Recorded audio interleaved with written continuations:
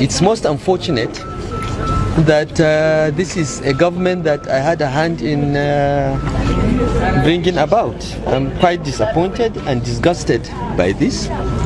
And but if the authorities don't take decisive action to end this reintroduction of thuggery into Kaduna politics, well, God help us, because nobody has monopoly of violence. Malam Rufai, the former governor of Kaduna State, speaking to AIT after thugs attacked them in a meeting they held in Kaduna State. The thugs injured many and destroyed property. Every day you hear from APC that Rufai, who has left APC and joined SDP and is now part of the coalition ADC, every day you hear from them that Rufai does not have any political value. They tell you all sorts of things that will make you believe that Rufai does not have any sort of following in Kaduna State or in northern Nigeria. But they can't even allow him to hold a political meeting. What is this? Is this no longer a democracy? And police being involved in this, issuing orders saying that this is an illegal meeting and all that, is completely unnecessary. The policemen involved in this thuggery should be ashamed of themselves. They say they are conducting an investigation, but anyone watching this video will agree that the policemen did nothing to stop the thugs. In fact, you can say that the policemen were among the thugs. It wasn't as if they weren't armed. They were. Just one shot in the air would have dispersed these thugs. But they stood there. How many policemen can you see here? 1 here, 2 here, 3, 4, 5, about 6 of them. They stood there and did nothing while these thugs destroyed property and harmed individuals. Their only crime was attending a political meeting that Rufai also attended. So it was a targeted assault and attack by government-sponsored thugs. There's no other way to say this. Now let's see the statement by ADC spokesman Bolaji Abdullahi. He posted this on his verified X handle. He said, when the Kaduna State Police Command issued its press release on the unfortunate disruption of the ADC meeting in Kaduna State, where our party leaders and members were attacked by armed thugs, we expected reassurance that justice would be done and that those responsible for the violence would be held to account. Instead, what we read was a troubling attempt to criminalize legitimate political activity, prejudge individuals, and cast the opposition in the light of lawlessness. First, the police statement rushed to link the ADC to political gangsters, even while stating that it has commenced an extensive investigation into the alleged political violence. This contradiction exposes the statement as more political than professional. Investigations should establish facts before conclusions are drawn. When police act as a judge and jury, it undermines both justice and democracy. Second, the claim by the Kaduna police that our gathering was unauthorized is dangerously presumptuous. In a democracy, the right to assemble peacefully is guaranteed by the Constitution, not a state police command. A police notification is a matter of procedure and often courtesy, not a license to exercise a right that has been granted by the Constitution. To suggest otherwise is to turn citizens' freedoms into privileges at the mercy of the state. Third, the threat that hotels and event centers will be held liable if they host political meetings without police approval is equally ludicrous. It amounts to intimidation of private citizens and businesses, effectively denying opposition parties access to spaces for lawful activity. No democracy thrives where access to public or private venues is determined by the whims of security agencies under any guise. Finally, the blanket suspension of unauthorized gatherings as declared by the Kaduna Police Command in its statement is clear overreach. Security agencies are to protect lawful assemblies, not proscribe them.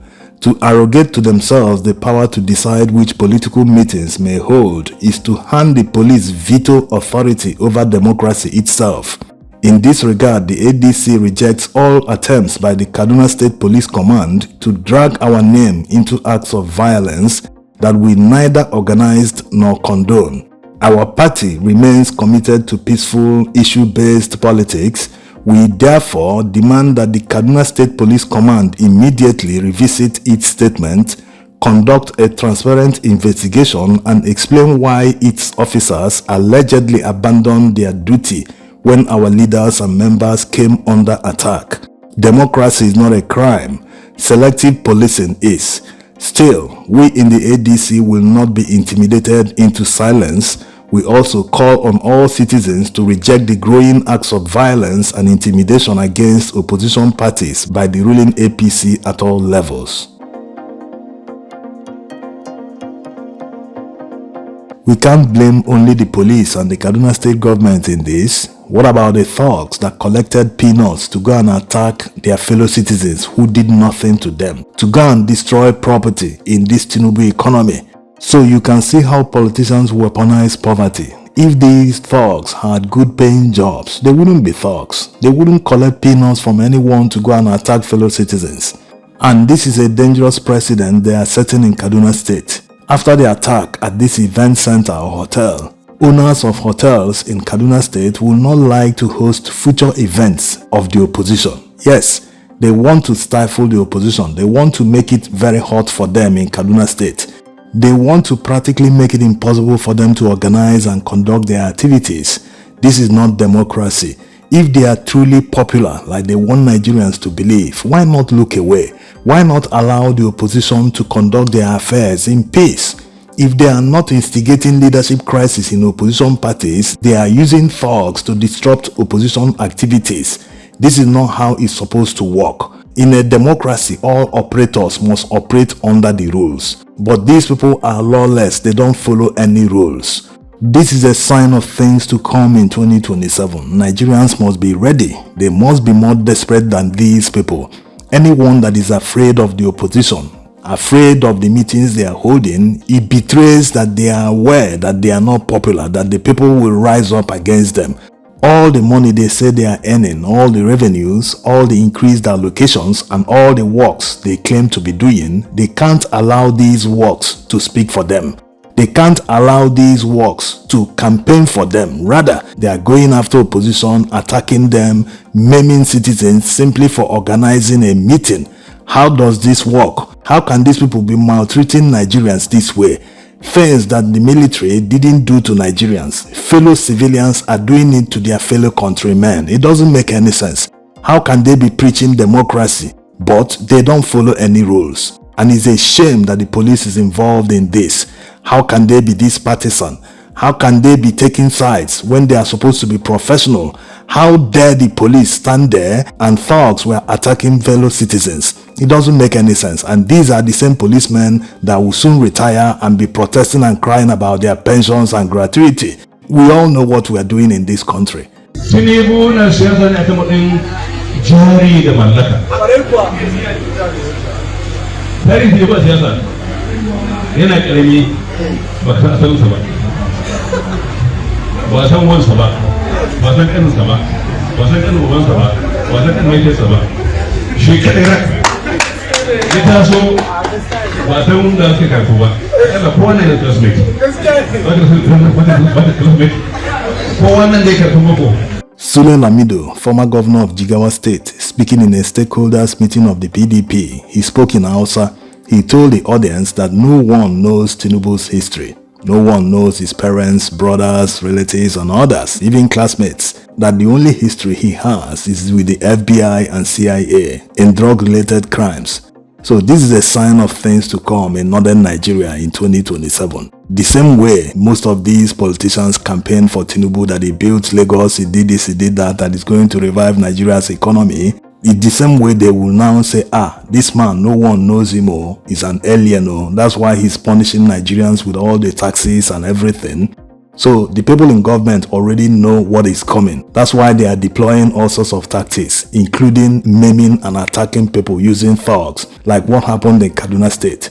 So it's important to know that all the people that campaigned for him, the same people will now go back and be telling people, yes, we campaigned for this, just like Rufai said in that interview, that is a pity that he helped bring this government to power and they are doing this to him.